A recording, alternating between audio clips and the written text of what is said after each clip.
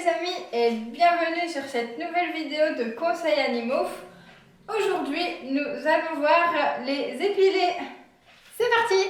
Depuis la fin mars, vous avez certainement dû voir lors de vos déplacements avec votre animal de compagnie le long des trottoirs en promenade ou également dans votre jardin ces drôles de petites tiges avec un épi au bout. Ce sont des épilés. Les épilés sont des épis secondaires de graminées sauvages qui vont à la fin du printemps se dessécher, durcir et se détacher très facilement de la tige. Ils peuvent s'accrocher sur nos vêtements mais également sur les poils de nos animaux et là ça devient vraiment beaucoup plus dangereux.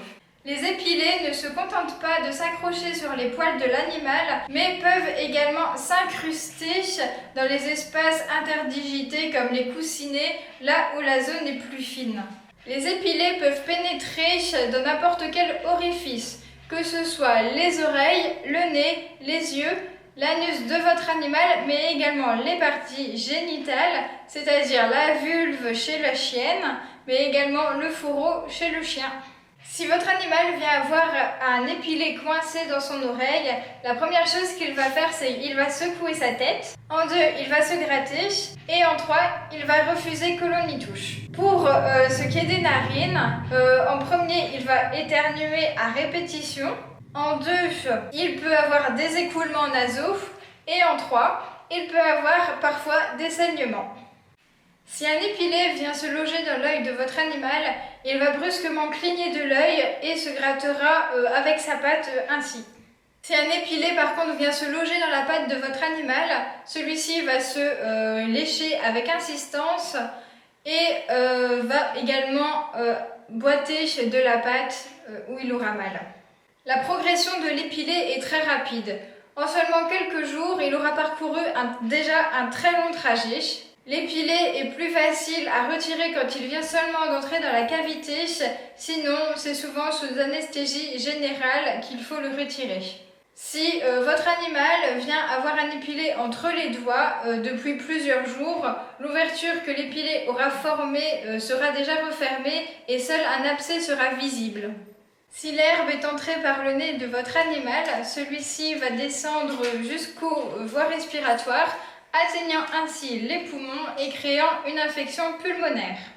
L'épilé peut se glisser sous la paupière et frotter sur la cornée, qui est la surface de l'œil, provoquant ainsi un ulcère qui est très douloureux pour l'animal, qui nécessite une mise en place d'un traitement très rapide afin de ne pas avoir des lésions irréversibles de son œil.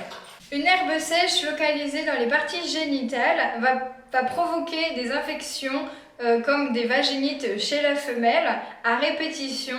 Celles-ci, même avec des antibiotiques, ne partiront pas tant que l'épilé sera présent dans les parties. Pour les personnes qui vont en promenade avec leur chien, choisissez un parcours avec le moins d'herbe haute possible.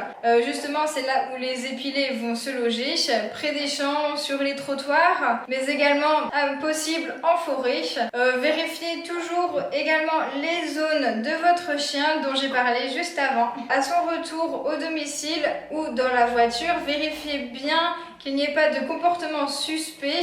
Vérifiez bien aussi les zones où votre chien est susceptible d'avoir des épilés, donc les oreilles, les narines, les parties génitaux, mais également son anus. Pour les chats et les chiens sortant dans le jardin, n'oubliez pas à tondre la pelouse, mais à ramasser tout ce qui est tombé pour éviter justement que l'animal se blesse avec un épilé qui viendrait à entrer dans son coussinet. Surveillez bien les zones dont j'ai parlé juste avant. Il ne faut pas sous-estimer les attitudes ou les signes de votre animal, même si rien n'est visible. Bien entendu, un épilé ne sera pas forcément la cause car ces symptômes ne sont pas propres.